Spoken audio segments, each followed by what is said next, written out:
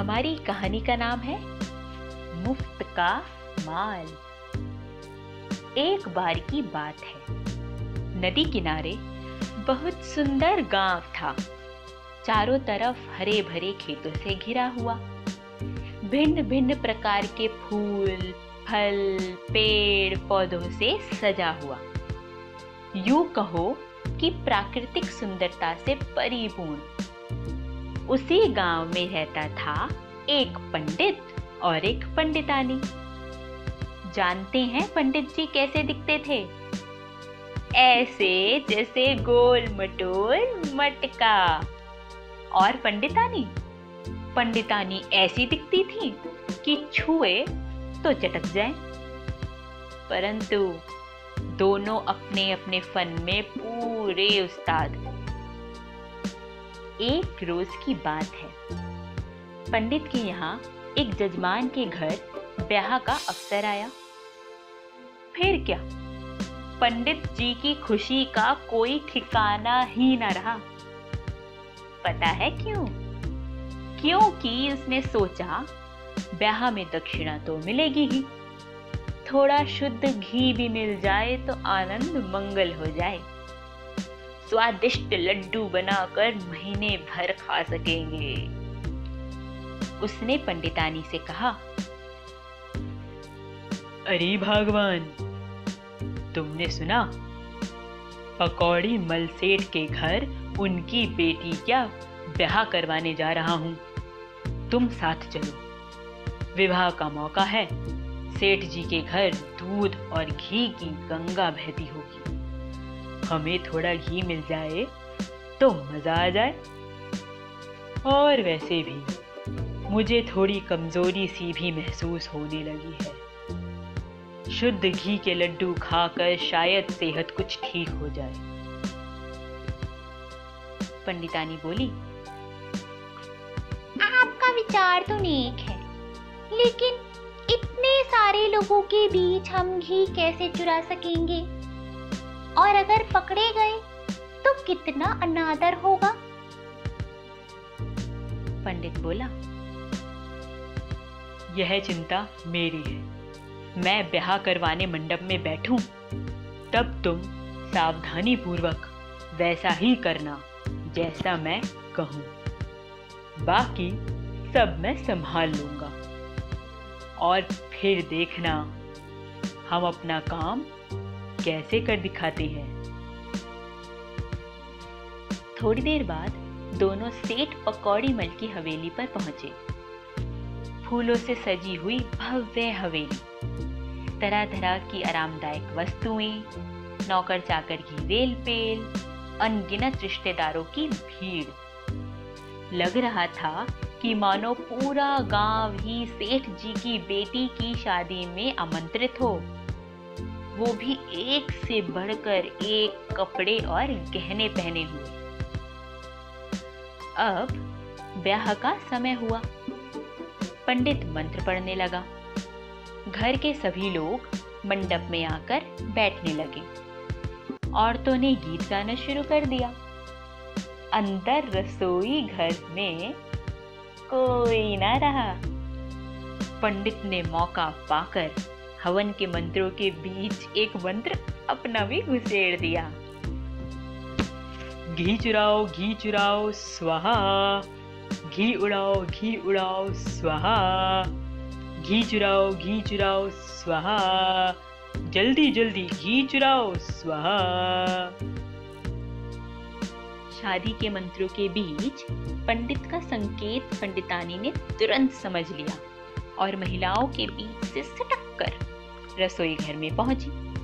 रसोई में जाकर पंडितानी ऐसा बर्तन खोजने लगी जिसमें ढेर सारा घी भर लिया जाए और जिसे वो अपने आंचल में छिपाकर घर भी ले जा सके। परंतु उसे ऐसा कोई बर्तन नहीं मिला, तो वो मंडप में वापस लौट आई। पंडितानी का उतरा हुआ चेहरा पंडित ने देखा और वो सोच में पड़ गया। भला पंडितानी घी भरकर क्यों नहीं लाई?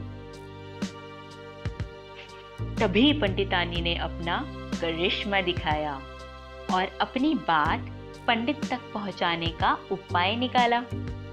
वह गीत गा रही महिलाओं के बीच बैठकर गाने लगी। कहना बड़ा आसान है जी, कहना बड़ा आसान है जी, खाली हाथ चुराना मुश्किल, कोई कटोरा ना कोई कटोरी, मत कहियो रे मुझको बुज़दिल, कहना बड़ा आसान है जी। पंडित ने ये सुना और वो इसका हल सोचने लगा। उसने आस-पास नजर दौड़ाई तो उसे एक छोटे से बांस पर एक गगरी रखी हुई दिखाई दी, बिल्कुल ऐसी ही जैसी वो दोनों चाह रहे थे। पंडित ने फिर से बीच में अपने ही मंत्र बोलने शुरू किए। घी चुराओ स्वाहा, घी उड़ाओ स्वाहा, बाईं ओर एक बांस रखा है स्वाहा, बांस पर गगरी है स्वाहा, गगरी बहुत ही सुंदर है स्वाहा, घी चुराओ स्वाहा, घी उड़ाओ स्वाहा। बात तो सही थी। रसोई घर के कोने में बांस का टुकड़ा रखा था, उस पर उल्टी गगरी रखी हुई थी, लेकिन वो नई थी। अब पंडितानी ने सोचा, इस गगरी में घी डालने का भला क्या लाभ? इसमें घी भरा तो आधा घी तो गगरी ही पी जाएगी। पंडित जी भी ना कुछ भी बोलते हैं। हाँ। यह सोच पंडितानी ने फिर गाना शुरू किया। नहीं है गगरी पी जाएगी, अकल हो तो कुछ समझो जी, कहना बड़ा आसान है लेकिन करना बड़ा है मुश्किल जी, नहीं है गगरी पी जाएगी, अकल हो तो ये समझो जी। अब की बार पंडित तिलमिला गया। उसने खुद से कहा,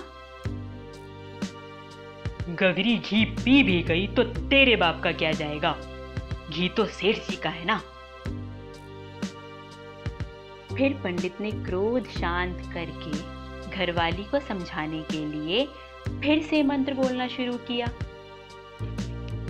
घी चुराओ स्वाहा, अब जल्दी जल्दी घी चुराओ स्वाहा, आधा घी गगरी पी जाएगी स्वाहा, बाकी आधा हम पिएंगे स्वाहा, इस बार जो घी ना चुराया स्वाहा, तो मुझसे बुरा कोई ना होगा स्वाहा, घी चुराओ स्वाहा। अब तो काम बन गया। पंडितानी घी चुराकर घर पहुंची और उसने ढेर सारे काजू, बादाम, शक्कर, गोंद, किशमिश और आटा मिलाकर केसरिया लड्डू बनाए। फिर दोनों ने जमकर खाए। नतीजा वही जो निकलना भी चाहिए। दूसरे रोज दोनों के पेट में दर्द शुरू हो गया। दर्द में तड़पते हुए पंडित ने कहा, भगवान, चोरी का माल किसी को हजम नहीं होता, फिर हमें कैसे होगा, बहुत दर्द रे आ। और उन्हें अपनी गलती का एहसास हुआ। तो इस प्रकार ये कहानी समाप्त होती है। क्या आप जानते हैं कि इस कहानी से हमें क्या सीखने के लिए मिलता है? इस कहानी से हमें यह सीखने के लिए मिलता है कि जिस प्रकार पंडित जी के पास ज्ञान था, बिल्कुल उसी प्रकार प्रत्येक मनुष्य के पास अपनी एक प्रतिभा होती है। अब हमें क्या चाहिए? हमें ये चाहिए कि हम पूरी मेहनत और पूरी ईमानदारी के द्वारा अर्जित धन और अन्न का ही सेवन करें और हमेशा खुश रहें, हंसते रहें।